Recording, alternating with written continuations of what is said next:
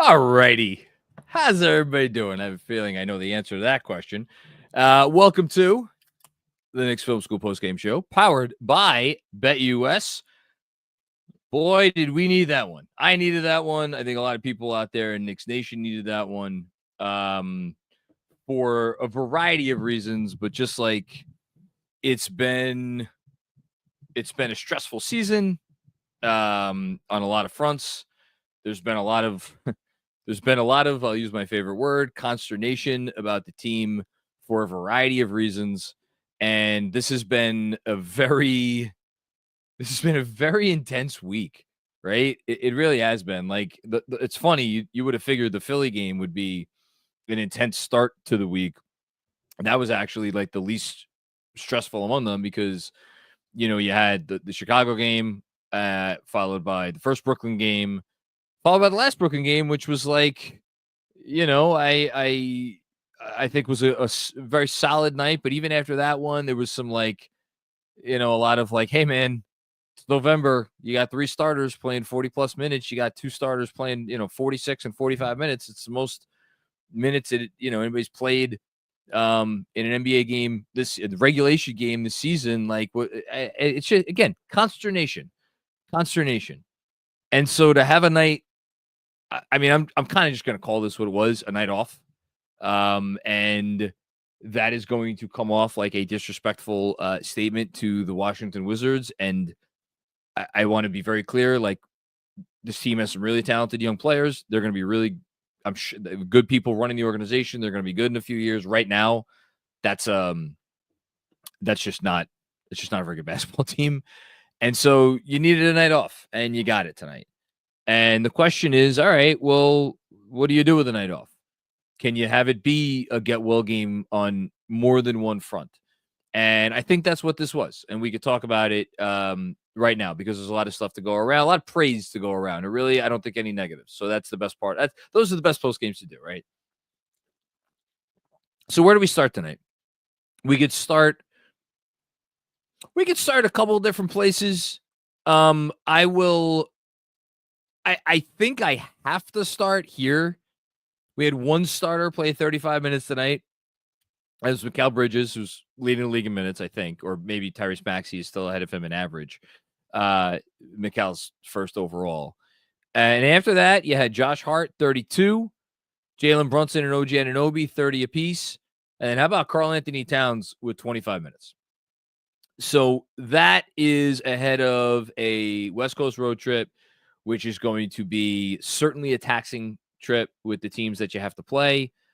It's never easy to go into, even the easy game on this slate, the Utah game, right? It's never easy to go into Utah and win, let alone Denver, and Dallas and Phoenix. Like, this is going to be, you come out of this one, out of this West Coast trip, 2-2, you probably feel okay if you can take care of business against Charlotte in the final game of that trip. One way or another, it's a 5-game trip. Come out of the trip 3-2, you feel good. And so, yeah, to get yourself ready for that, obviously very important. Get another win. You're 8-6, and we'll do the out-of-town scoreboard a little bit later. But 8-6 in an Eastern Conference, where you look around at some of the other teams that were supposed to be competitive and what those teams are doing in the early season. I'm looking at the Bucks. They're up 3 on the Rockets going into the final quarter. That game's not over yet. Sixers just fell to 2-11. The Pacers are currently down by 9 points with under 2 minutes left to go in Toronto to the 2-12 Raptors. I mean, these are, the only team. I mean, obviously Cleveland and Boston are doing what they're doing, and give Orlando a lot of credit for holding the fort with Paolo out. They're doing great, 8-6 as well. But like, you have a chance. You got to start banking these wins. And the Knicks banked a few wins. It's a 4-1 week. Congratulations to me for winning the week. I'm happy about that. So yeah, they got the win.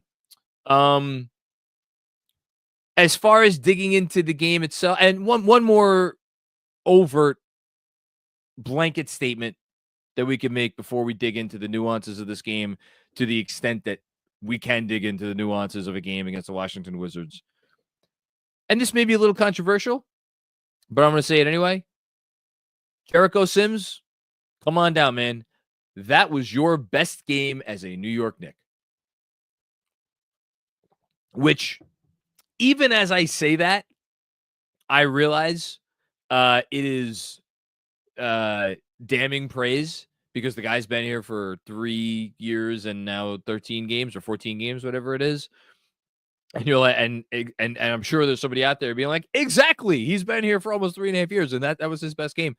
I get it, but like, and that's why even after a not so great showing tonight for Huck Porty, people are going to be clamoring for Huck Porty because there's a ceiling there, and you saw that ceiling the other night. But you also saw the floor. So for anybody who's been yelling and screaming about Huck, you got to get Huck Porty in there. For a team that is trying to win at a significant level, there will be time for development. And that time usually comes behind the scenes and occasionally in games when the moment is right.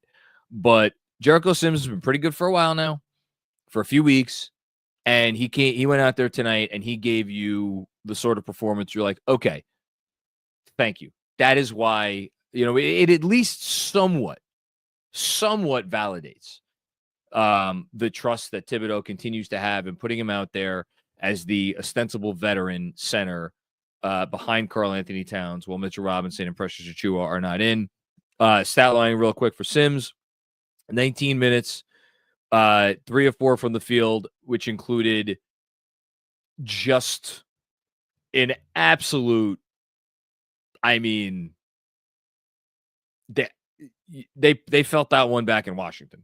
That was, and I saw someone, I think it was Morkanoff maybe shouted out like it was amazing, but it was not a dunk. Now I kind of want to rewatch it one more time. But like, look, one of the most famous Blake Griffin dunks was like not an actual dunk. So like we'll have to go back and review the videotape, but it was awesome regardless. And yet, not my favorite Jericho Sims moment of the night. My favorite Jericho Sims moment of the night was when he absolutely laid out Bub Carrington on a screen that Benji retweeted. Really great game for Sims. Finished with 7 points, 7 rebounds, and a block.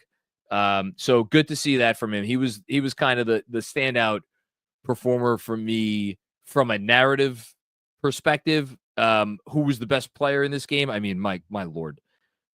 We could go through some numbers real quick. Jalen Brunson, 26 points on 15 shots. It felt like he was just automatic after a while. Not to be outdone, Karl Anthony Towns, 24 points on 14 shots. OG Anunoby in a pedestrian game, given how he's been playing. 16 points on a dozen shots. Mikal Bridges got his. Not the most efficient night for Mikal, but what are you going to do? Little concern with that above the break 3-pointer that he took in the fourth quarter. Not necessarily lessening any fears about where his above the break 3 has gone. It's a fair concern at this point, but not going to get worked up about it tonight. And Josh Hart just keeps Josh Harting along with filling up the stat sheet, 14, 6, and 3. He's been great. Look, are they coming together? And I should shout out Campaign. Campaign had a hell of a night. And Bacone Dadier had a couple of nice, he made 3 threes, a couple of not so nice minutes either. But yeah, Campaign 5 of 6 from deep. So can we take anything from this? Can we take anything from going into a game against the Wizards, who themselves were on a second night of a back-to-back, as were the Knicks, but the Wizards were traveling and the Wizards are the Wizards. Can you take anything from it? Yeah, I want to take a little something from this. I want to take a little something from it because for the amount of complaints that there have been about this team and for the amount of hand-wringing there has been about the time that it has taken to really find some chemistry here. I know it's the Wizards. To go out there and put on the offensive clinic, and I realized I didn't even read the final score of the game, 134-106, and like that was what they scored. How many points in the fourth quarter? The Knicks, 25 points in the fourth quarter after putting up 40, 33, and 36 over the first 3. So this could have been, if they really wanted to, they probably could have could have put up a 150 spot tonight, but obviously, thankfully they did not want to, and the coach did not want to. And watching Tibbs go absolutely insane on the sideline in the fourth quarter was just it was a delight. It was fun. So watching them dismantle a team in the most surgical way that you could dismantle a team was comforting, regardless of who the team was, because it confirms that it confirms what I think we probably already know, or at least I feel like I know, and maybe some other people are not quite there yet. Maybe tonight helped them get there. This offense has a chance to be the best offense in basketball. They have a chance to be good enough to prop up what might only need to be an above average defense for this team to think about doing some really special things. And we're talking about game 14. And already we're at the point where, and like, look, I get it. They had this game. They had the game against the Pistons. But like every team in the league gets to play games against bad teams. And it's, what do you do with those games? So if we look up at the end of tonight and the Knicks are ranked, whatever they're ranked in offensive rating, I'll check right now to see if it's updated. Not updated yet. I'll check back in a bit. Like Cleveland and Boston have gotten a little bit of separation. So I don't know if the Knicks are going to catch either of those guys tonight with this performance. But it's a special offense. It's a special offense. On the defensive end, again, what can you take on defense a night against the Wizards, a team that is just not a commensurate NBA team? Saw a couple nice things. Had a couple nice moments. Again, to go back to the Sims part, here's the best compliment I give their defense. When Jericho Sims is in there, they look like a real defense. And that is going to sound like disparagement of Karl Anthony Towns. It's not. It's not, because it's not all on Cat. It's on they're trying to navigate and figure out how to play with Cat and insulate Cat and make up for some of his deficiencies that everybody knows are there. And that has led to some of the other issues. So again, it's not all on the individual, it's on the collective. And there were, even in a first half where they smoked the Wizards by 19 in that half, there were more than a few possessions on the defensive end where you're like, guys, come on. We should be up by 35. And it was not what you wanted. I interrupt this Knicks Film School post-game show to shout out one Rowan Alexander Barrett Jr. Stat just popped up and I see he's giving the interview because I had the game on one of my TVs. 39 points tonight for RJ. What do you have? 9 rebounds, 5 assists, was smoking from the field. One of the best games of RJ Barrett's career as Toronto gets their 3rd win of the season against Indiana. Shout out to him. Doing everything the people who stayed with him and believed in him and never quit on him professed that he would be able to do if he was given enough time and an opportunity. So shout out to RJ Barrett, man. It's a hell of a game. And he did it against Indiana, which is even better for the Knicks. Okay. So yeah, some uninspiring moments on defense. I'll say what I've been saying. I said it last night. I'll say it again now. I'm going to need to see a few games against quality offenses of this defense, the starting unit defense. That's the thing. The starting unit defense look like they are performing as one for consistent, extended stretches of basketball within a game. That's the only thing that's left. And again, it's game 14. It's okay that we haven't really seen it yet. That's the only thing that's left. And that, to me, is a great place to be. Did the team maybe want to be a little bit better than 8-6 after 14 games? Yeah, you could argue, I certainly should have won the Hawks game. You would love to get that Bulls game. Absolutely. You could argue maybe another game or two, but all things considered, with the first 10 that they had, and with the fact that they have been as hurt, their bench has been that banged up. Now you've had Deuce now missing whatever it is, 3 or 4 games. He missed another game tonight. Hopefully he's going to be okay early on the road trip. We'll see if he plays on Wednesday. All things considered, and again, I know there's people out there who are just like, I still don't have a great feeling about this team. I remember last year, and this team doesn't give me the same feeling. I just forget last year. Forget last year. I had a conversation with this about Andrew Claudio recently, and he was imploring me to be more empathetic towards the fans out there who just still are clutching on to last year and that feeling, and they want that feeling back. Feeling is gone. There's a new team. They're forging a new identity. They are laying groundwork for a new path. And tonight was yet the latest example of something like, hey, is it going to be different? Yes. Is it going to look different, feel different, smell different, taste different, all those things? Yes, it's going to be different. But it's looking pretty good in a different way. So let's get behind this. I'm getting behind it. It was a fun night. It was a fun night and a fairly relaxing one, even though we were all holding our breath, waiting to see if Tibbs was going to put in Jalen Brunson up 25 points or whatever it was in the fourth quarter.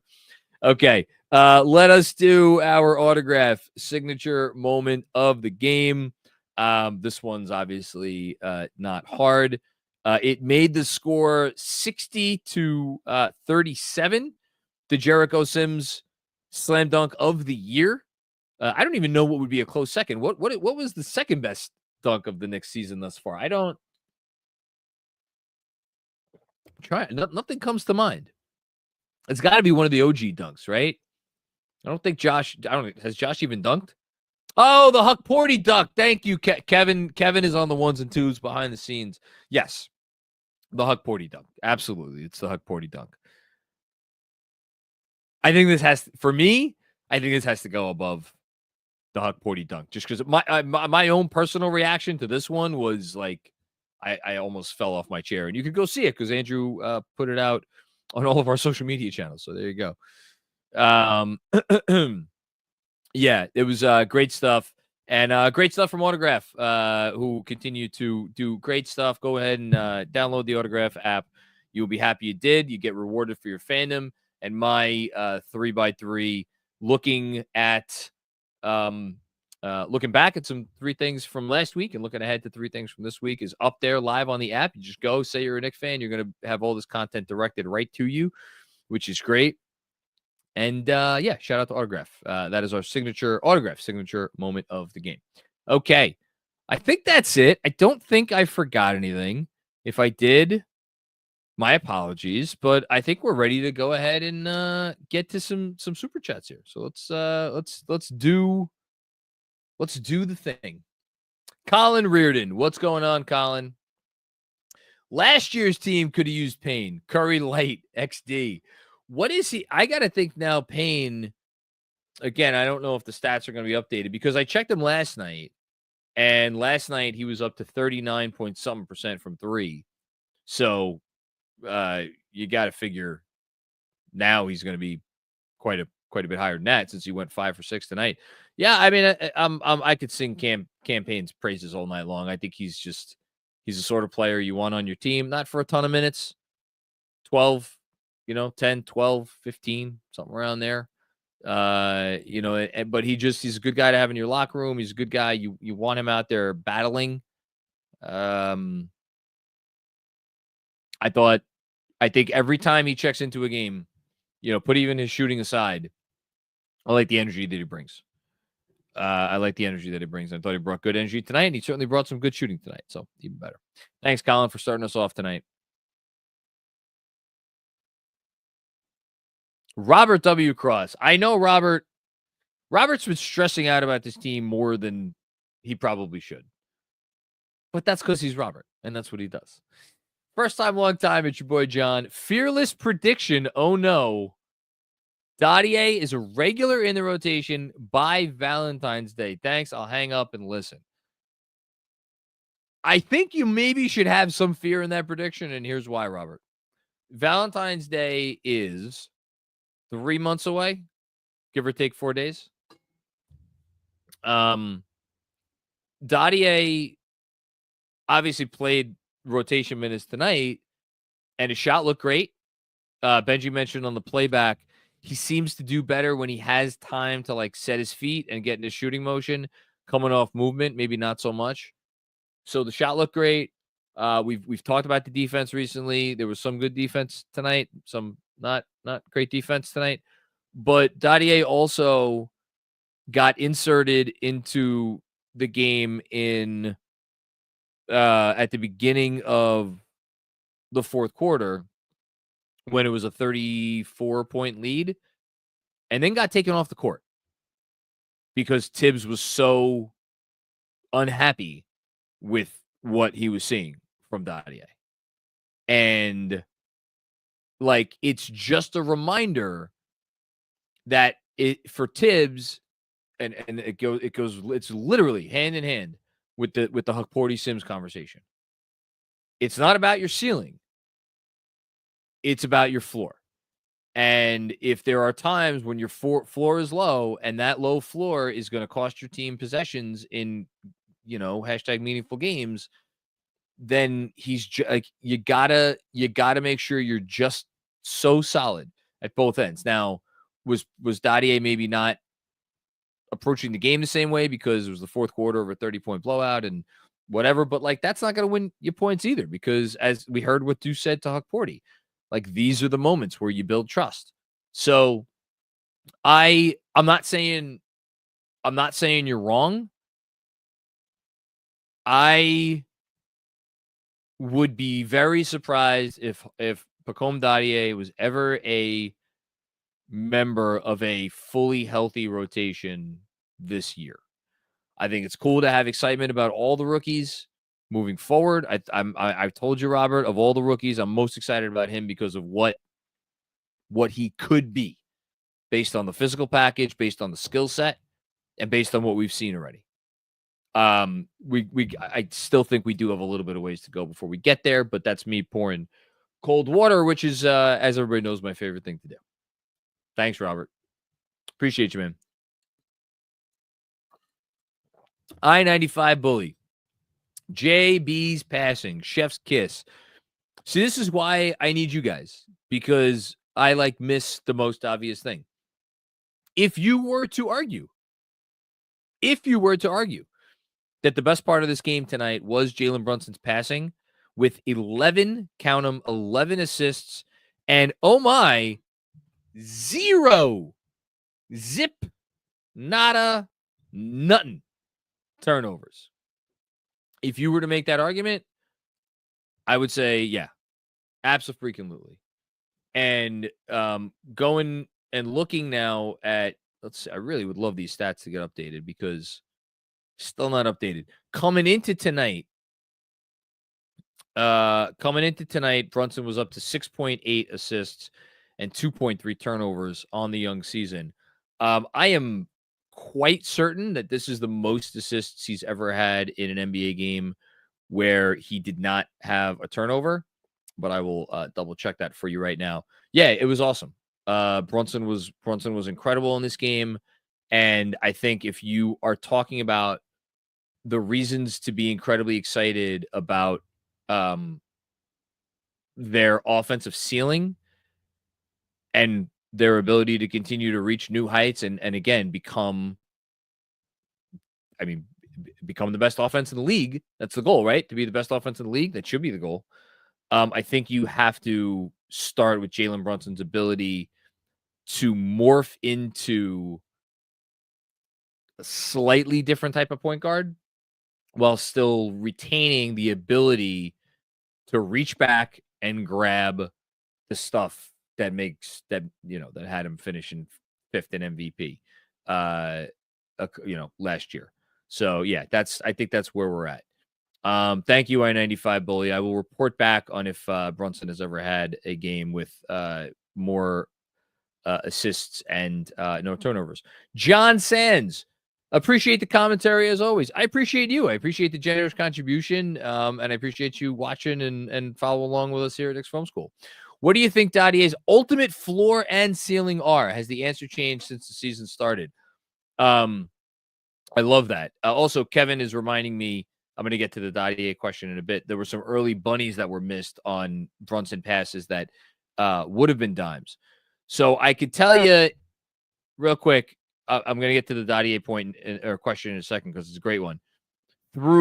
In all 4 years of his time in Dallas, Brunson had one game. It was a blowout win over the Blazers in Portland, where he had 11 assists and no turnovers. With the Knicks, so far in his career in New York, he has had a couple games where he had a higher assist total. He had a 12 assist game and he had a 13 assist game. Both of those games, though, came with turnovers. He had a 10 assist, no turnover game in 23-24.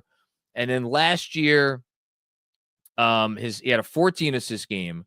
But again, that game with 2 turnovers. He had 1 11 assist, no turnover game with the Knicks so far in his career. So he said this is his third 11 assist, no turnover game. And that game was a 4-point win against the Nets at the end of last season. Oh, I remember that game.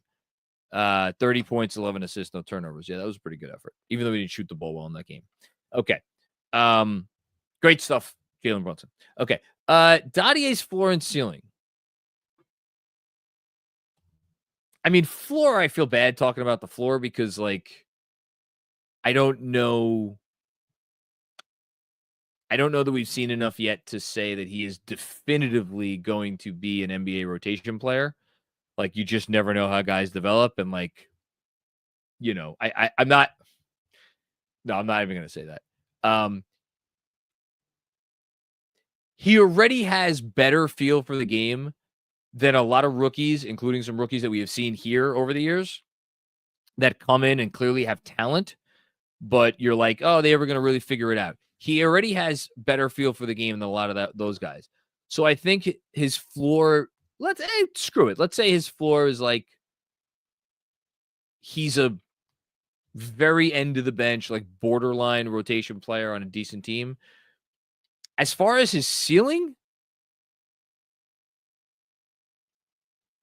I'm terrible with player comps because it's just a thing I struggle to do. Like I need like a lot of time to think and like look at like lists of players before I come up with a good comp. So I'm not going to give you a name, but like,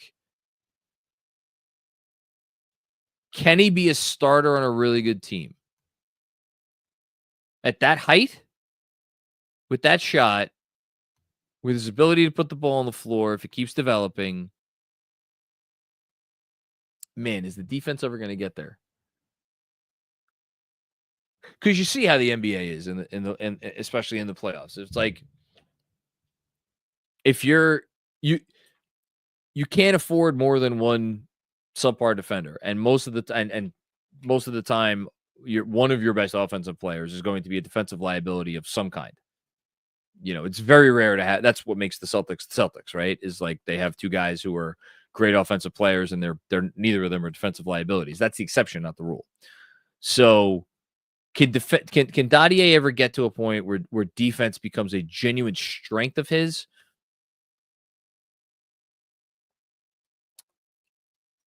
I don't know that I could go that far. I will say, to the second part of your question, my answer has changed since the season started, because I didn't think, like, already he's exceeded my expectations by a significant degree in terms of how his rookie year defense was going to look.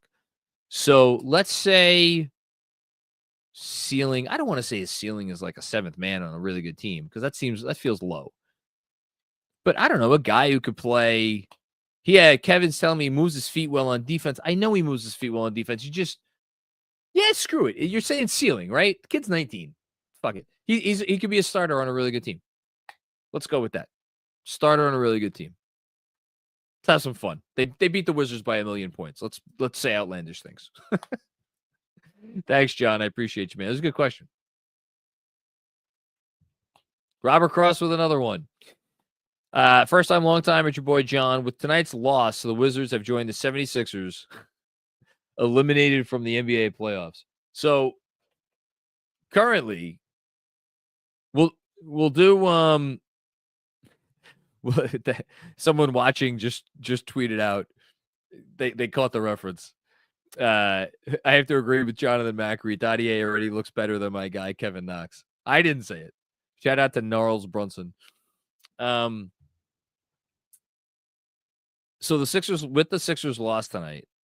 We'll do the out of town scoreboard in a bit. But with the Sixers lost tonight, they are.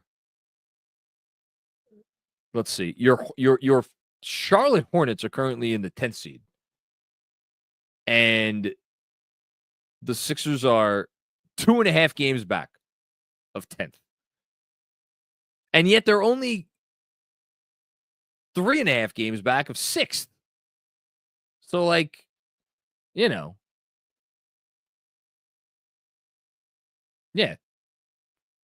3.5 games back of 6th place.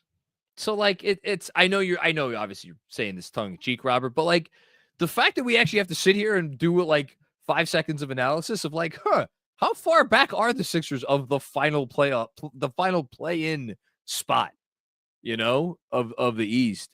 Their saving grace, and I'm sure their front office is thanking their lucky stars about this. Their saving grace is that the 5th seed in the East is currently under 500. The Miami Heat are 6 and 7. They're the 5th seed. The Detroit Pistons are the 6th seed, and they lost tonight to go 2 games under 500. I mean, it's wild what's happening in the East so far this season. But it's the NBA. Stuff happens. As I see the Milwaukee Bucks have somehow gone ahead by 1 point with 3.9 seconds left. That doesn't make me happy. On a freaking, oh my God. How do you give up a 3 there? That's terrible. All right. Thanks, Robert. Jessica, what's going on, Jess? Great seeing you on playback with us tonight. Carl gets better every game. The hashtag great gelling of 24-25 marches on. Suck Porty and Cole Brick look like rookies tonight. Jessica's kidding. I want everybody to know. But who's your daddy? Was fire. Let's go Knicks. That's what we should have for every player. We should have alternating nicknames, one for when they play well and one for when they play poorly. That's what the universe needs, clearly. No, Dottier was good. Kolek, what's interesting, he didn't take out Kolek, right? Unless I missed it. I don't think I missed it. I'm pretty sure he kept. Oh no, never mind. He did take out Kolek. I forgot when Mikal Bridges checked in late. Yeah, I missed that one. Whatever. Not Kolek's. Look, Kolek's, he'll get there. He did a couple nice things. He had a nice defensive possession. I remember that one. But yeah. Thanks, Jess. Sam Garcia's dad, bring the pain. I really want these stats to be updated. Towns pulled ahead tonight as far as 3-point percentage, team leader in 3-point percentage goes. But actually, Kolek still has the lead. But yeah, Cam's catching up. We'll keep tabs on that in a little while. Thanks, Ray. Kevin Danishevsky starting to put it all together because I'm usually positive. Kev, are you usually positive? You're somewhat positive. 2 minor concerns. 1, find Cat more as a trailer on fast breaks. And 2, Mikal Bridges above the break 3 still look bad. We talked about the Mikal thing. I'm not going to harp on it. I'm just kind of going to not talk about it and hope the problem goes away. As far as finding Cat more as the trailer, yeah. If you want to be critical of Cat tonight, you could talk about how some of his or a lot of his drives actually were not out of control, but like look good, like taking Valanciunas off the dribble, which is like, hey, that's what you should do. You got Jonas Valanciunas on you, take him off the dribble, and like I thought those were good. Like some of them were good, just didn't finish them. And maybe there were 1 or 2 that were not as good.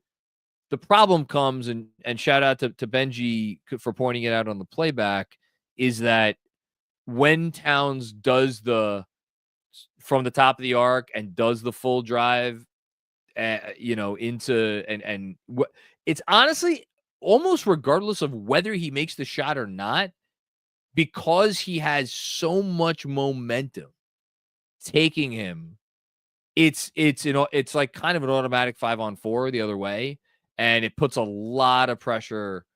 It puts a lot of pressure on your defense there, and like that is going to be on every team's scouting report where teams are going to know that if they run after a as the Bucks escape with a win, man, kind of I'm rooting for losses for them.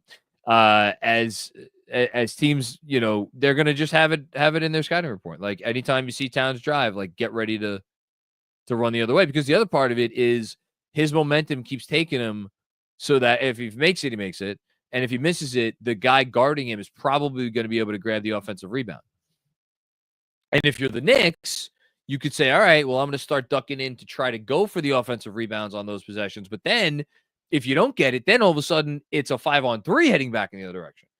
So it creates a thing. I know that's not what your point is. Your point is just like finding more for trailers. But if you're not finding him for trailers, then that's, the alternative. Thanks, Kev.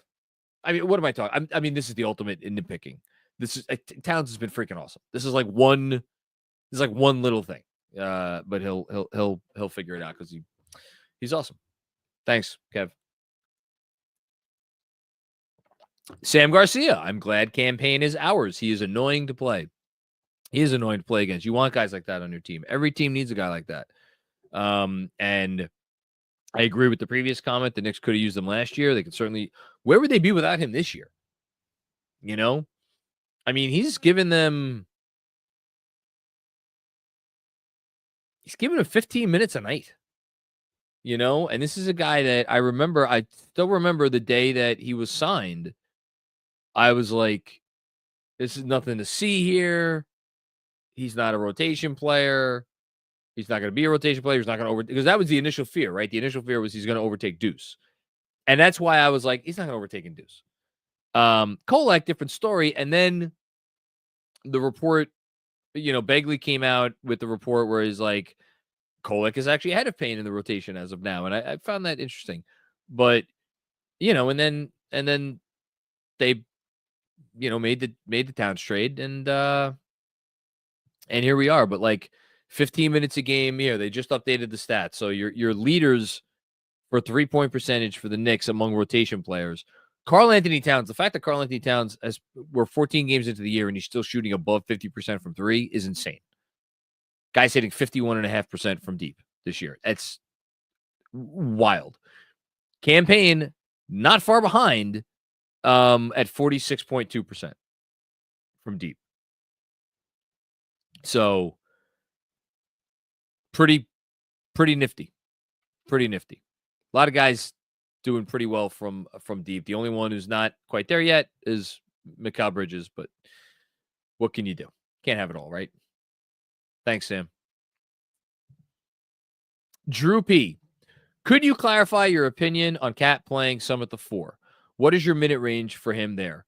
Could save him fouls and energy to close at the 5. I think that's a great way of phrasing the question, Drew, because I understand for anybody who has listened to me talk about Karl at the 4 versus Karl at the 5, if you came away with the opinion that I think that Karl-Anthony Towns should not play any 4.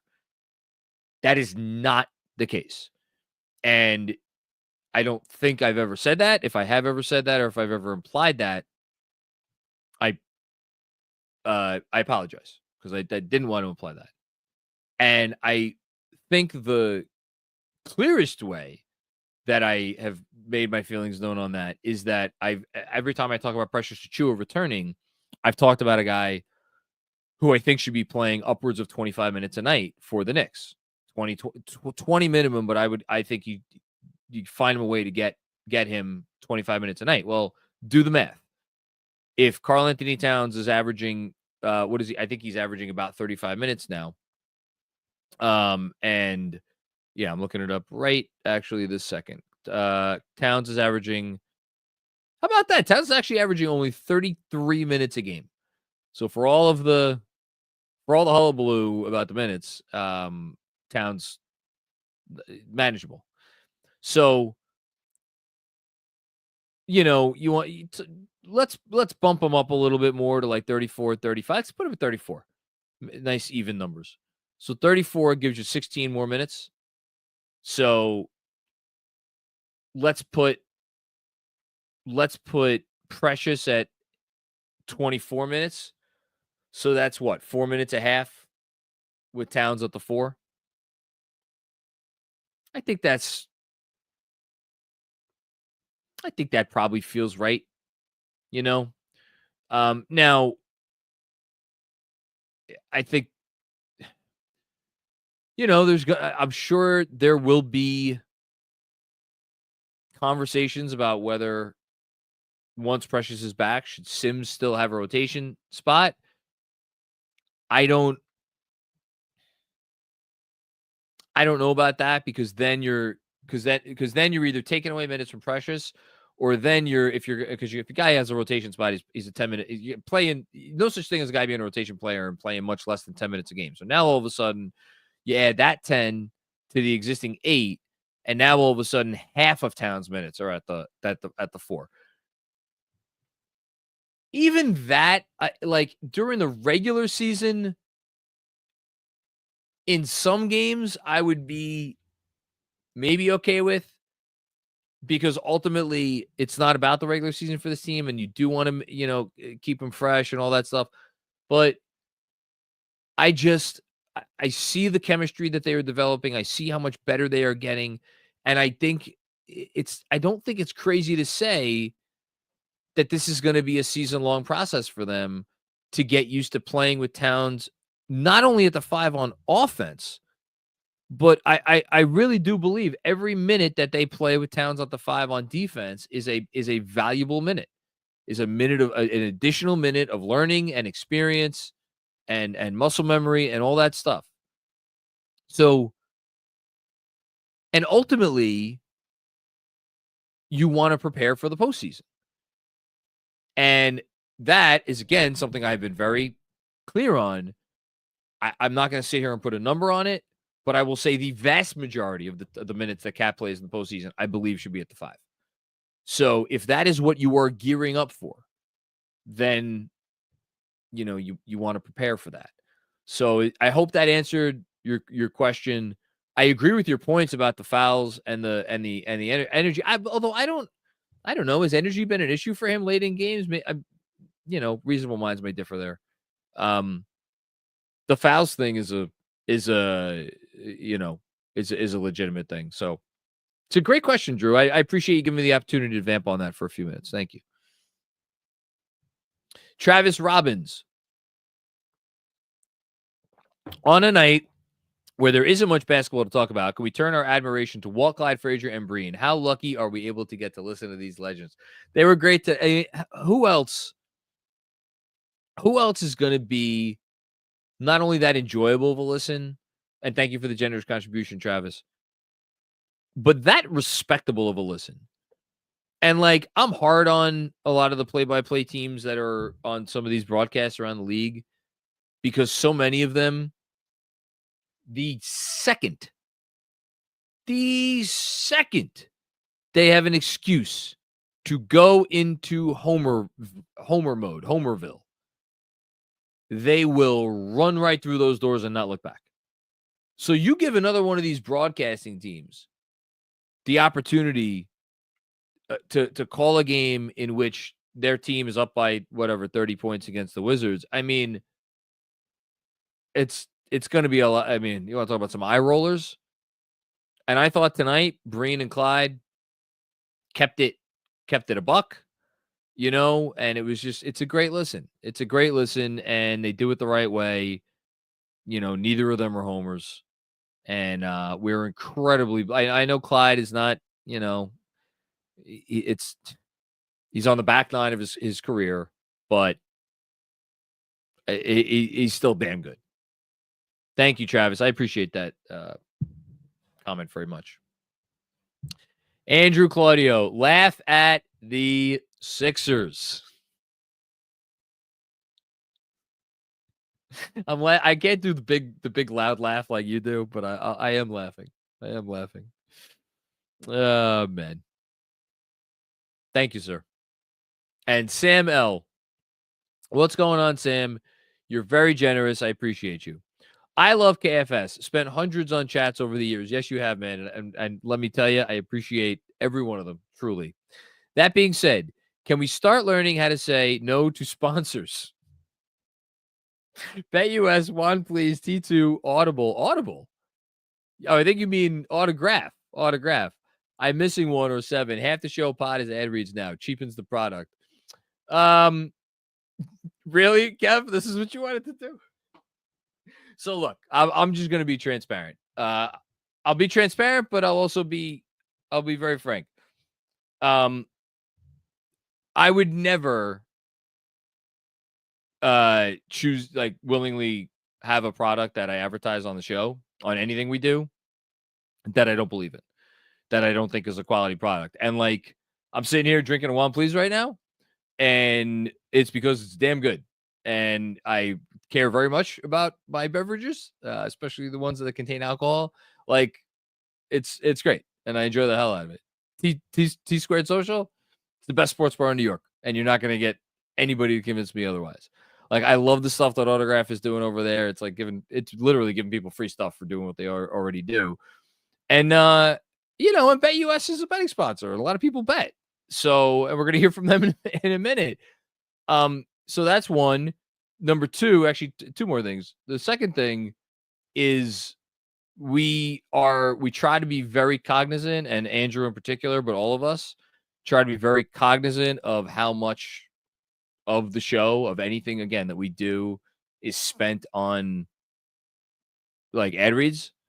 And I understand we probably do push it sometimes, but that is definitely always a consideration, which leads me to the last point. Like, and I'm not going to get into the whole thing, but like, this is my, whatever it is, 6-7 year doing this stuff.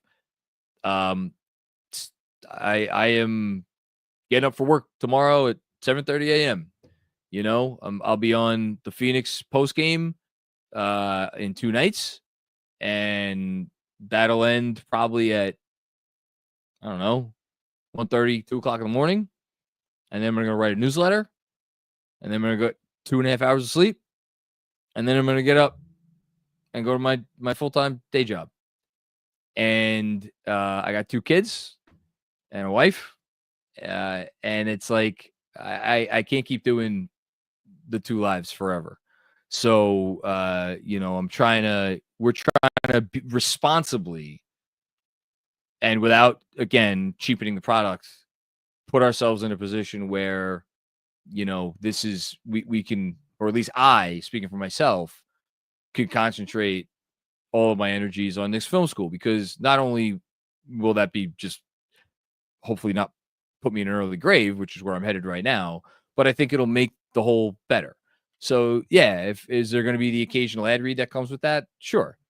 But it's not going to be for something I don't think is quality and that I don't want you to hear about. So I appreciate where you're coming from, Sam, definitely. And like, your super chats mean a lot. Everybody's super chats, whether it's $1 or $100, they mean the world, because it all contributes to allowing us to do what we do. And I'm, like I said, I'm the luckiest guy in the world that there are enough people out there who want to support Knicks Film School that, eventually this could be just the only thing that I do. That said, again, you can't write this stuff sometimes.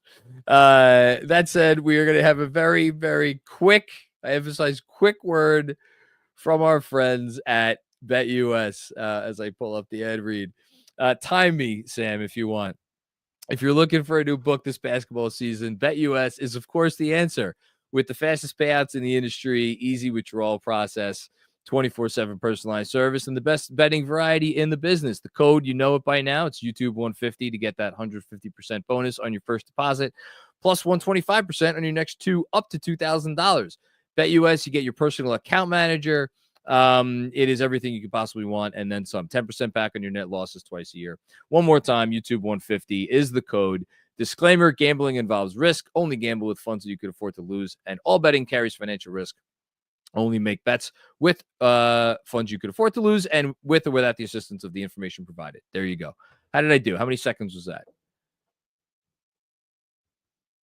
I just want to say I jumped on solely to do this. Timing is perfect, Kevin. I literally was reading it. I was like, this would be hilarious if he ends this with the sponsor ad read of BetUS. Bravo, Kevin. Bravo. That lined up. I was like, this is going to end with a sponsor, right?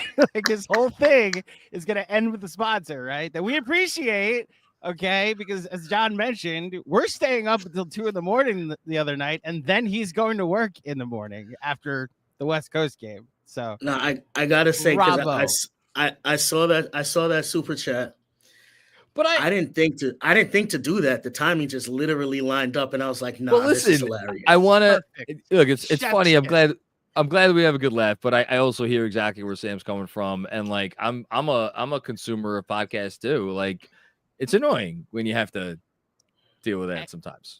No, there's nothing annoying about BetUS or T Squared or. No, I'm not saying that. I don't know what you're talking about. All I will say is that, as John mentioned, we have carefully crafted a format that spreads these things out. Notice, I'm not having John read 3 picks that I pulled out of my ass anymore, so we can get back to your super chats as soon as possible. So I would just say, enjoy the free content that you are enjoying at the moment. And as always, we appreciate everybody for their contributions, and we're trying to do all things at once and make sure we take care of the people that we love the most as well, which you guys are all part of that group as well. And look, thank you, Kevin, and thank you, Andrew. Last thing I'll say is God willing, moving forward, maybe we'll be in a position where we don't even, we can be even more selective about when, we're able to do all that stuff. But one step at a time. That's all I'll say. Okay, I'm going back to the Cowboys. Robert Cross. More ads brought to you by Outfit, the clean tech marketing agency. I love you, Robert. You're the best.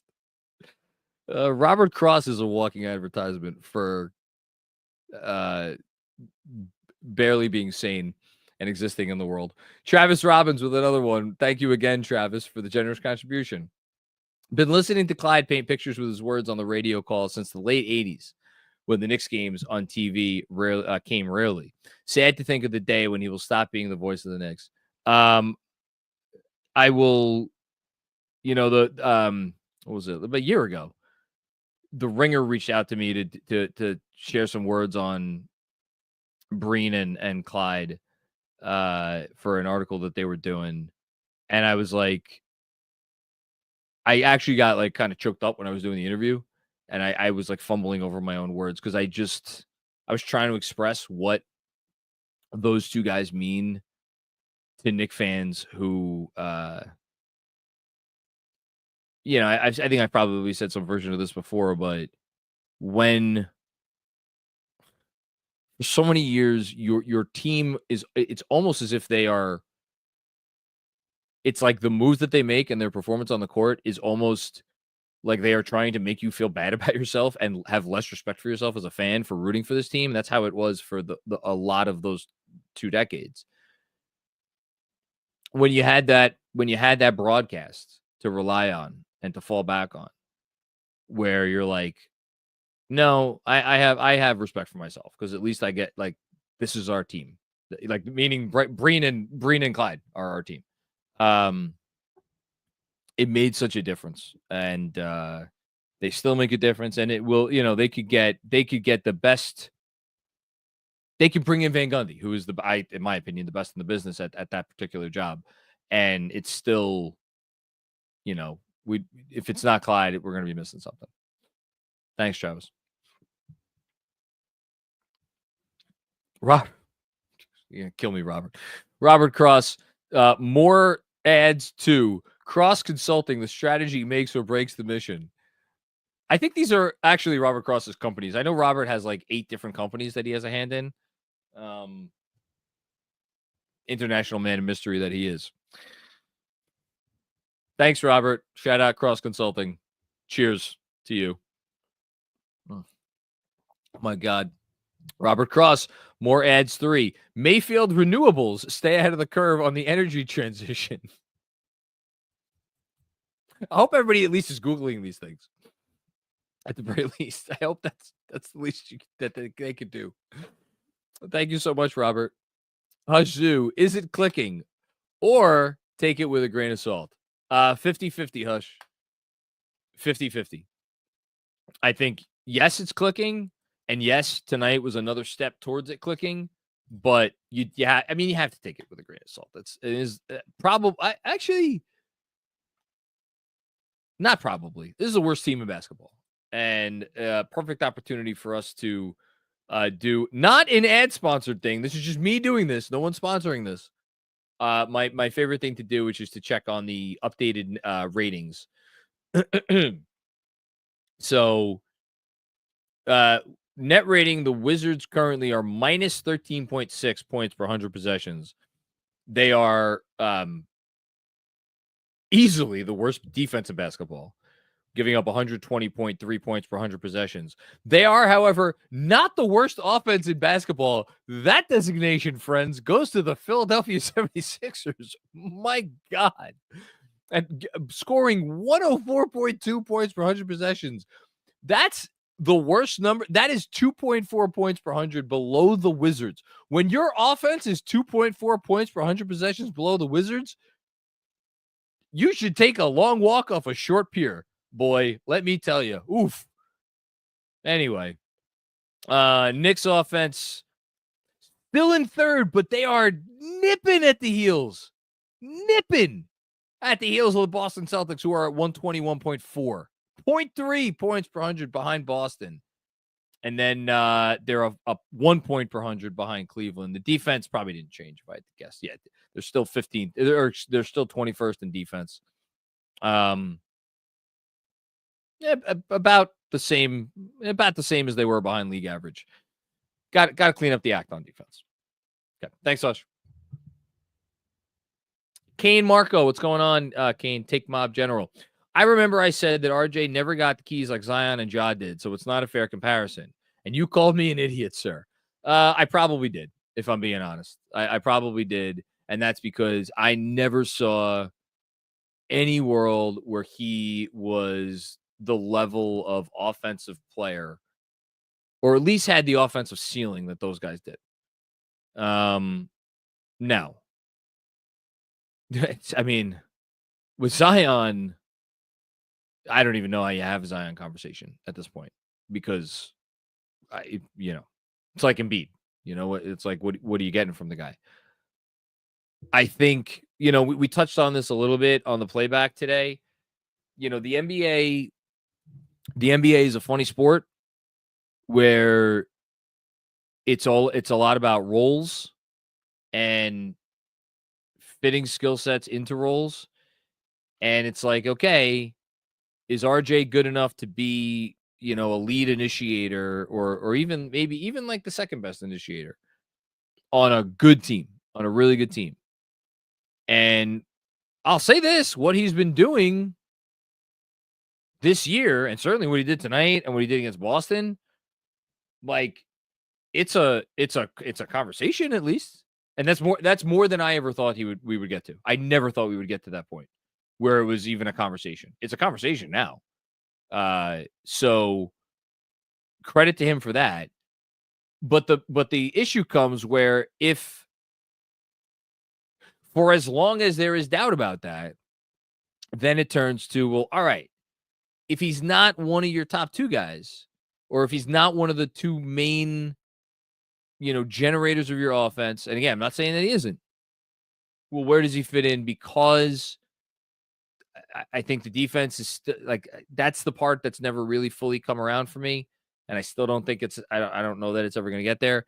And then the shooting just kind of comes and goes sometimes. And so, I'll say this, he's always been better with the ball in his hands. Like, he has always been a guy who has looked more comfortable with the ball in his hands. And I think, if you were in the RJ Hive and you're crowing, speak of the devil, there he is still. I never moved him. He's still up there. and you were crowing, like, imagine what he would be if he was the second guy next to Brunson and not Randall and all that. Like, you might have had a point. You might have had a point if you want to go back to, the first round series against the Cavs a couple years ago. Good for him. Good for him. I am happy for all of the people who get to puff out their chest a little bit about Barrett's development, because it's real. He's real. He's legit. And, we'll see where it goes from here. Thanks, Keen. Jesus, Robert, you really are gonna put me in an early grave. Robert Cross, ad read for Digital Wind. I wonder if he's just making these companies up. A decentralized finance solution designed to reduce risk and advance renewable energy production. I'm sensing a theme here. You're big into the renewable energy, which, as you should be. It's important. Thank you, Robert. I never thought I'd say this. I miss you super chatting about Tyler Kolek. Kevin Danishevsky, how does the rotation look with Precious and Deuce with Precious with Deuce back? Or with Precious and Deuce back?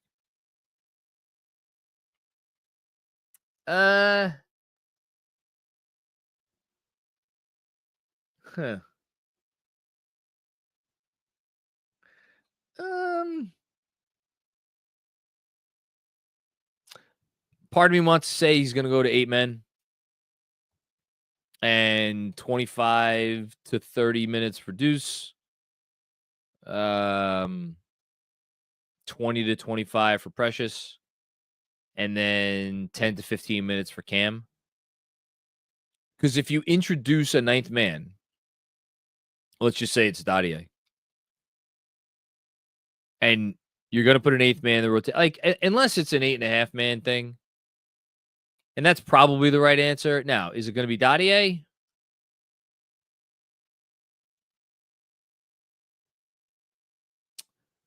I mean, he could play Sims and Precious together.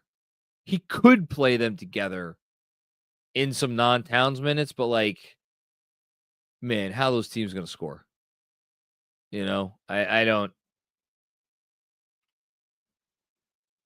don't see it. I don't see it. And then so that means it's not going to be Sims. So if it's going to be Dadier, maybe Dadier is maybe it's an 8.5 man thing where you're seeing Dadier come in and play 4 or 5 minutes in the first half. I would probably, if I had to pick right now, I'd pick one of those two things. Either a true 8 man or an 8.5 man. Yeah. Thanks, Kev. Busy. What's going on, Busy? No shade, Kev, but Andrew neglecting his post-game duties is not cool. Produced 1 total post-game all year. Detention. Hashtag play all 48. Hashtag not a Tibbs producer. First of all, Busy, I've produced 3. Okay. There was one with Benji. There was one at T Squared Social that I didn't get home until 2 a.m. after. And then there was the Sunday after said blowout against the Bucks at T Squared Social. Second of all, why are you taking money out of Kevin's pocket, who has done not only an adequate job, but an exceptional job? Okay. Why are you against more people at KFS making a quick buck under the production segment of our operation here, sir? And third of all, Busy. There's a third. We warned you about this. You know what I'm doing right now? Why I'm sitting here even able to answer said super chat that you sent in, Busy? I am currently editing clips for Sam Vecini's Game Theory podcast, because there's now 700 social media networks that I have to make sure are current on multiple shows at this point. So Blue Sky. Whether you're tweeting at me, whether you're threading at me, whether you're flying in the sky, whether you're skeeting at me, I got to make sure that everything is current. So you're welcome, Skeet? Busy. Yes, that's apparently what blue skies are. They're skeets. Instead of tweets, they're skeets. What? Oh, because sky and tweet to Skeet. combine. Oh, that's yeah, we all where it skeet, comes skeet, from. skeet. Well, that's where I didn't get that. Okay. You're welcome, Busy. I'll see you at the town hall. Instagram. Oh, yeah. If you gram at me, apparently I will also reply to you there. Oh, on the TikTok, if you talk at me, I will make sure that's current too. I'm just happy that Andrew came on for a minute so I could change my other TV from Raptors Pacers postgame to Warriors Clippers. Thanks, Busy. Kevin Danishevsky, Quentin Grimes, Clay as a Dottier comp. Like what Quentin Grimes was supposed to be. No, because Dottier is bigger. You can put Dottier out there with a 4 and it'd be credible probably in some lineups. Yeah, I really don't know. You're making me do the thing that I didn't want to do, and I'm gonna blame you and look at like the standings and like see is there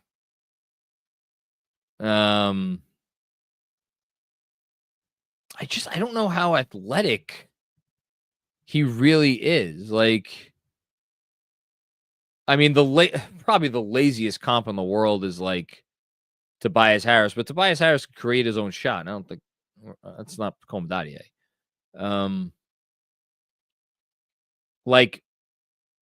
Yeah, no, I don't love that one either. I don't know. I'm looking. I don't see the lot. I guess I just need to see more on him defensively before I start comparing him to some of these like 3-and-D or 3-and-D plus wings in the league. Like Kyle Kuzma could create his own shot. Like that doesn't work for me. Yeah, I don't know. I don't see one that I love. It's like, I mean, what Kevin Knox was supposed to be. Is that good? I mean, yeah, I don't really I'm looking. Yeah, I don't know. I want to see more from him on defense. That's what it really is. That's what it comes down to. I want to see more from him on defense before I go here. Fontecchio's not a good defender, though, right? No, that's not good. And he's kind of, yeah. I don't know. I don't have a good one. Sorry. Thanks, Kev. Juanon, what's going on, Juanon? I don't think the Wizards ever recovered from losing cats from their beat. #FireTibbs.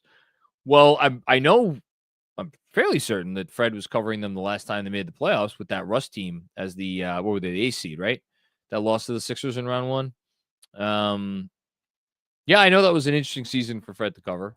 And no, I don't think they've ever recovered from that from that thing. But I like some of their players. Like who I was happy wasn't in the lineup tonight is Bilal Coulibaly. Coulibaly's good. We'll see what they have in SAR. Carrington. What did Carrington score tonight? Carrington must have put up 20 tonight, I think.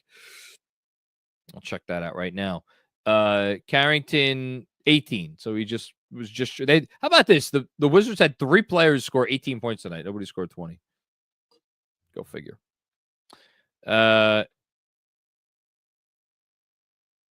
Interesting. We got a little missive from Ian Begley here as we move on to the next thing. This is from Ian Begley. Have heard the NBA has been poking around the Knicks promotion of assistant coach Rick Brunson. Reached out for comment, MSG Sports provided the following statement, calling rumored investigation offensive. In response to the rumored NBA investigation into Rick Brunson's promotion, Brunson took Johnny Bryant's place and assumed the same salary as Bryant. It's offensive that anyone would claim Rick didn't deserve the promotion. Rick has done a tremendous job and will continue to do so. We see this as more harassment of the Knicks due to our opposition to certain NBA matters. Another tweet from Begley. Brunson has worked for 10 years as an NBA assistant coach, including with Tom Thibodeau in both Chicago and Minnesota. He also coached in Denver and Charlotte. The Thibodeau coached Knicks hired Brunson in the 2022 offseason and signed Jalen Brunson, his son, in the same offseason. Okay. Sure. I'm sure this will have a amenable conclusion. and I am not going to talk about it anymore. Stevens Guillaume, love a stress-free win. You and me both. Although it's never stress-free. There's always something to stress about. There's always something to stress about. Although, you want to talk about stress? How about this tweet just now from Tim Reynolds? Nearly an hour after the loss to Miami went final and the Sixers dropped to 2-11, nobody has spoken post-game yet. The locker room can't be a happy place. Yeah. Everything. You think things are going bad for you? Think about someone else. Okay. Kev, I missed when you sent that message, so maybe let's do it after the next one, and then I'll get it up. Okay. Thanks, Stevens. Dom Cappuccini, great win, but do you think we'll see Deuce on the road trip? Yes. I think there was. Yeah, I shouldn't say yeah. I think we will. I'm not getting that from anywhere. Obviously, what the hell do I know? But yes, I do think we will see him on the road trip. I don't know if we'll see him on Wednesday. When's the game after? I should know this. I'll pull it up right now. So they play Wednesday against Phoenix. That's the start of the road trip. After that, you got Utah on Saturday. So you got 2 days off. And then Monday, Denver. Wednesday, Dallas. Friday, Charlotte. This is good. I'm just noticing this. They don't, actually, I knew this. I knew it, and then I forgot it. They don't play another back-to-back until the in-season tournament, which if you're looking for another reason why Tibbs was probably comfortable pushing the guys in the way that he has, I think that's notable because, again, the in-season tournament, your team only, unless you make the finals of it, your team is only playing 2 games over a 10-day stretch. So I know I've said that a bunch, but I'll say it again. Let's say I think you'll see him in Utah. The more interesting thing to me is that Precious, I forget which beat reporter tweeted it out, but maybe joining the team on this road trip. So that's notable for me. Thank you, Dom. Will Thompson, fitting to get an assist season high on Villanova night. Yeah, I saw that it was Villanova night. Was that a real thing? I couldn't tell if New York basketball was like that was a joke or something. So as a team, that's a terrible job by me. Terrible job by me that I'm talking for an hour and 15 minutes, and I'm just saying this now. Season high 37 assists, and that is.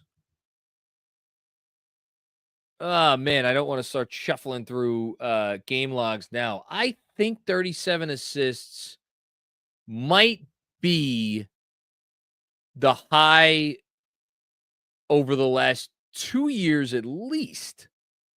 At least the last 2 years. I'm going to double check that right now because I looked at this recently. But as I'm looking for that, so they got 37 in a game last year, that blowout against Toronto. Against the aforementioned RJ Barrett. The other thing, more importantly, they have played 14 games. Half of those games, half of their 14 games, the Knicks have 30 or more assists. For a team that got 30 or more assists 10 times in 82 games last year, to have half of your games have 30 or more assists this year is incredible. And again, it's not like their offense was bad last year. They had a top 10 offense last year, but it is the way they went about doing it. So much reliance on the offensive rebounds, which we saw in the playoffs the last 2 years against Miami 2 years ago and against Indiana. It happened more later in the series because they dominated the offensive glass in the beginning of that series, and they dominated it to an extent I've never seen the team dominate it in Game 5. But guess what? In the games last season against Indiana where they did not dominate on the offensive glass, how many of those games did they win? I'm pretty sure the number is 0.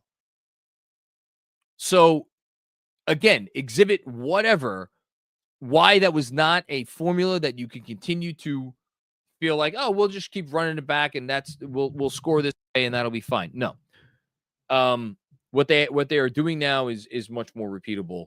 And, going back to the original point, it's why these assist numbers are so important and so meaningful for them moving forward. So 37 assists. They got to this number last year. And I'm looking at all the other Thibodeau teams. This might tie. Yeah. This ties this ties last year's the high under Thibodeau. 37 assists. I'm going to have to do some digging. When's the last time they've gotten more than 30 assists? Because I think it's been a few years. Okay. Next up. Bulldog Boxing Promotions. Monetize me all you want, J-Mac. Ads are cool with me. Feed your family. Proud of how much KFS has grown over the years. Thank you guys for the quality content. Look, I appreciate that, Bulldog. And you've been a supporter for a very long time. I appreciate you. You know, I'm not going to go on a whole thing because it's I'm going to keep this to like a minute. I'll try. So again, time me. When you've been lucky enough to get some attention like we have, and you start asking yourself all kinds of questions about like, well, how much should I be pushing the envelope? Where should I be pushing the envelope? And you go and you look and you see the things that, whether it's on YouTube or on social media or stuff, like, man, these freaking videos are doing numbers. Wouldn't it just be easier if I just came out and said, and whether it's say outlandish shit or just put out product that is not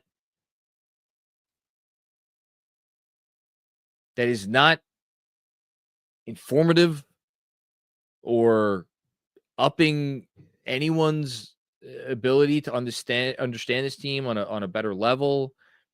But you're like, man, it would raise the, and then I've had those moments where I ask myself, like, shit, man, we're already this big. Now all we have to do is X, Y, and Z, and we'll get. But it's not who we are. It's not who I am. So I think that's why. And again, I love all of our sponsors. I believe in all of our sponsors. I believe in all the stuff that we do.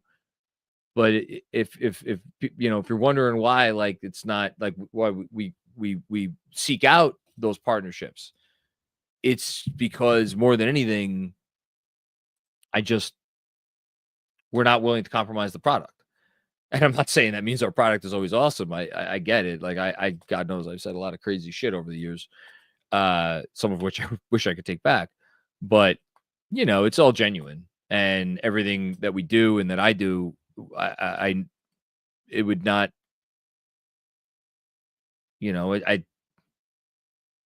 it's with the best of intentions, at the very least. So on that note,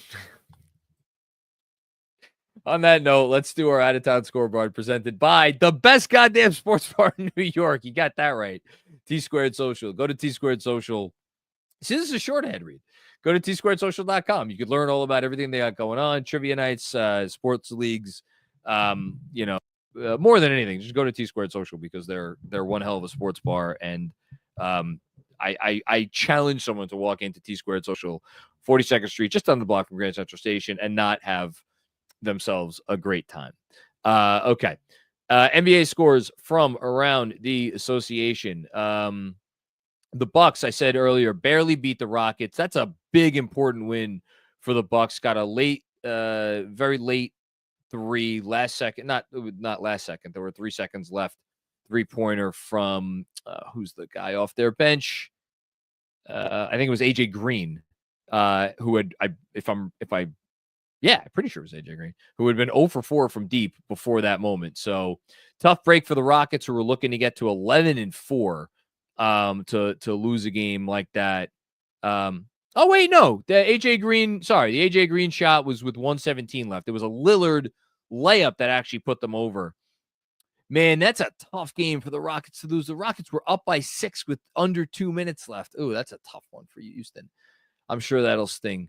Talked about Raptors over Pacers. RJ, one of the best games of his career. Pacers fall to 6-8. Not ideal. We talked about the Heat versus the Sixers. I don't know if there's been any post-game comments yet from Philly. curious what goes on there. I mean, that's a situation that bears watching. And here's the craziest part about the Phillies situation. Up until this year, the conversation was, well, they got to get things right. Otherwise, Embiid's going to ask out. Got to get it right. Got to get it right. With that extension that Embiid signed, if he wakes up tomorrow and says, I'm sick of this shit, I'm getting out of here, trade me. How easy is that going to be? You know? So, all that being said, I think that they will right the ship to some extent. To some extent. We'll see. Pistons failed to get to 500. They lost to the Bulls. Bulls 6-9. Bulls offense feisty.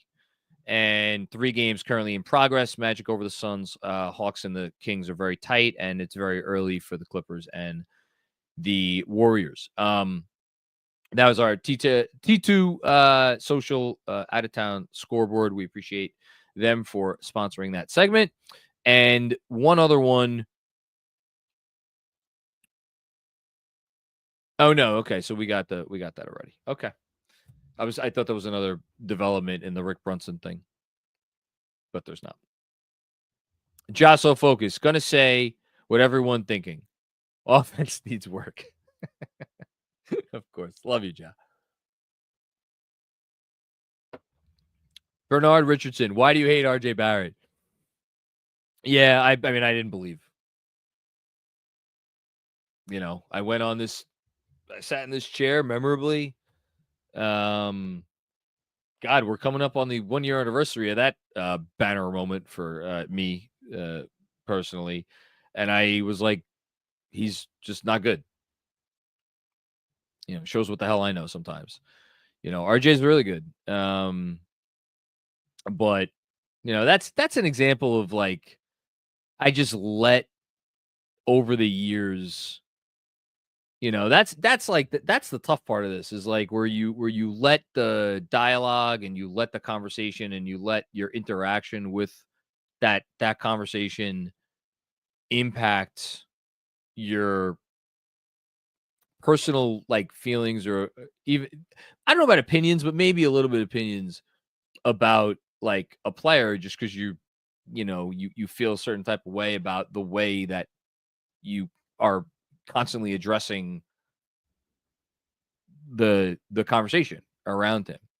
And it was very, very unique with RJ, you know, because there's just so much going on, you know, in terms of like, you looked at his individual numbers and you look at the advanced numbers and the eye test and like his good games versus his bad games and the whole thing, you know, and it's just, I think like, you know, to pretend like there's not going to be, if he continues to go on this path and like, you know, makes some all-star teams or whatever it is, to pretend like there's not going to be more of a conversation to be had in New York about it is crazy. Obviously there is going to be, what I hope most people could agree on, because no one's going to ever agree on everything, is that was the right trade for both teams. And not only that, it was the right trade for all the players involved. RJ is thriving. Emmanuel quickly, I trust, will thrive when he gets back on the court and healthy. And OG Anunoby is a guy who is, how about that? Man, I don't think it's going to happen for he's going to get in the conversation because the Raptors are so bad and it's just there. But then again, there's a lot of bad teams in the East. So I'll say what I was going to say. How wild would it be if the conversation around one of the final All-Star spots or the final All-Star spot for the Eastern Conference All-Stars comes down to OG Anunoby and RJ Barrett, which is not an insane thing to say right now. Because we know the way OG's playing, he's going to be in that conversation. And RJ, it's just more about, can the Raptors do enough as a team where, you know, enough people around the league are going to take his numbers seriously. And I don't know, the East All-Star thing is going to be wild. If like you look at it right now on merit, just on merit, how many guys are automatics? Like, there's not many. It's very few. I mean, Towns is one of them, and he's one of the few. So, thanks, Bernard. Josso focused, confirmed. Jonathan Macri hates RJ Barrett. I love you guys. Thank you, Ja. What's your another one from Ja? What's your over under for Pack Daddy first time All-Stars? Oh, I don't know what Pacome Daddy has to do. But what's my over under for first time All-Stars this year in the NBA? I think I did this with Andrew in a Patreon pod before the year. We definitely talked about this. It's usually like around 4. I went and actually did the research before we recorded that episode. And of course, I've since lost that research, where I went back over the last 5 or 6 years and I recorded how many first-time All-Stars there were each of those seasons. And I think I landed down, and it's usually like somewhere around 4 or 5, something like that. So right now, how many first-time All-Stars are there going to be? I don't know. Who's going to be a first-time All-Star? Franz is making a case in Orlando for sure. Cade's making a case in Detroit. That's 2. I'll put RJ on kind of the outskirts. I just don't know if Toronto's going to have the record. Someone else on the Thunder's going to, I mean, you probably, well, figure it's going to be J-Dub, if anyone. I think someone else will get on from there. Houston, I don't know how they're going to reward Houston, because Houston really is doing it with their team, but it's not. Are they going to not have an all-star from Houston? No, they're going to have someone. Andrew's telling me this is an unserious question where Ja's asking me how many first-time All-NBA teams Pacome Daddy is going to make. Well, that's great. I don't care. I'm going to finish the exercise because it's interesting to me. Anybody else? I don't see anyone else that jumps out at me. Oh, Wemby, duh. Yeah, Wembanyama. So I'll go 4. I think there'll be 4 first-time All-Stars. Thanks, Joe. Sorry I didn't answer your question, but that was fun for me. Zio Golding, great pod. Thanks. Cat exceeding expectations so far. Barely. I also expected that he was going to walk in and be unreal offensively and like so defensively. He has been somehow more unreal on offense than I expected. So yes, the answer is yes. Thank you, Mr. Golding. Anthony Sixto, Claudio has produced as many post-game pods as Embiid has played games. Hashtag Andrew the podcast, the Podsess Claudio. That's unfortunate for Andrew. Thanks, Anthony. New Jizzle, Shane Taro. I don't think you could say skeet on the radio. No? Yeah, sure you can. It's a Little John song. He said it like a bunch of skeet, skeet, skeet, skeet, skeet. Yeah. Is that not, you can't do that anymore? I hope so. I like that song. It was a good song. Thanks, Shane. Josh so focused. No one is skeeting here, Andrew, especially not John. Okay, well, now I have to go look up what this word means. Skeet. Skeet meaning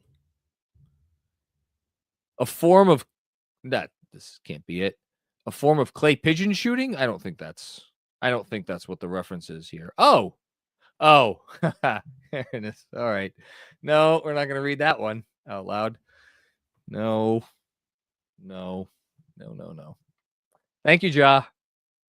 Hayden Freed, read an ad. And GMAC, bring back betting and sweating. We don't have any more ads to read. I read all the ads. I'll cheers Juan Please again. I've yet again finished my Juan Please. They always leave me wanting more. That's the best thing I can say about Juan Please. Meaning I want to have another one. Thanks, Aiden.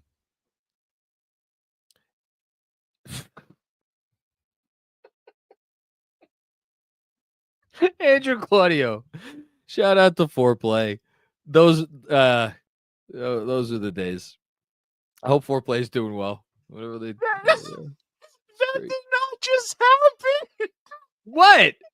You just looked at Skeet on your computer on the live stream. Well, I know what it means now. I tell you, the Foreplay gals should have gotten some of that Skeet involved in their advertisements for their Kevin. product. That was the combination. I'm staring at my phone on YouTube, and I see the wheels falling off. Like he's not about to Google this on the live. I didn't read what you Google did. No, showed me. you did it everything. You did everything right, and it's, John, you're fine. This has become a very legendary post game. I mean, I don't know that I would go that far. He read the shooting, the the clay disc shooting. I know what he's shooting is. Yeah. Oh man, that's funny. The question is did the new definition come from the original meaning of the word? I would assume that there's a relation there of some kind. You know, you are a one of one. Oh my gosh! I get in front of the mic and I say words. What I do. That's what it is on Blue Sky though. That's crazy. Seriously, go to Blue Sky and they're just skeeting all day. If Blue Sky would like to advertise on the Knicks Film School podcast, as you know, we are. Yes, we have segments where you can skeet and get your money's worth. Oh my god, that's something else. All right, let's cross the finish line here. We're almost there. See what I did there? Busy. John doesn't skeet anymore. Again, these are man. It doesn't say anything about what is contained within Busy in the definition that I read. So for you to say that is frankly offensive to myself and my wife, who's a very satisfied woman, might I add. And that is all that I will say about that. Oh my god!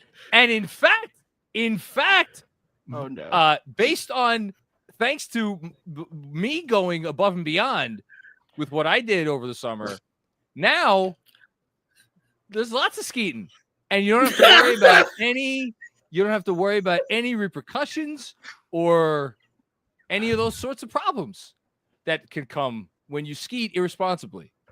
And we don't do that here in the Macri household anymore. So that is what I will say about that. It's tears, man. I'm gonna cry over here. It's tears, right? This is the greatest post-game show we've ever done. This is what this product has become. Oh, really, I mean, you want to talk about a banner night? Man. It started with Sam L too. The chat's been ridiculous. I mean, I'm sure the chat is always ridiculous. Thank you, Busy. All right, wait, hold on. Where are we at? I don't know. There we go. Tell me. Micho?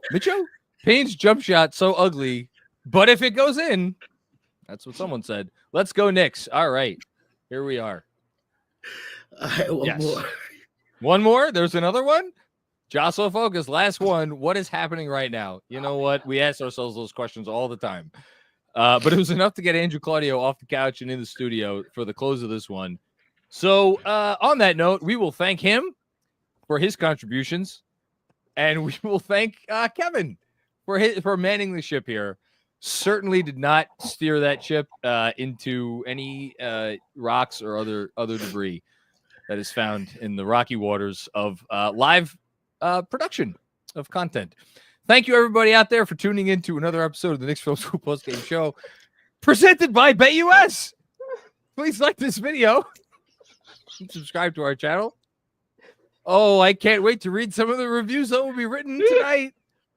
And if only they had 6 stars, clearly this podcast would get them.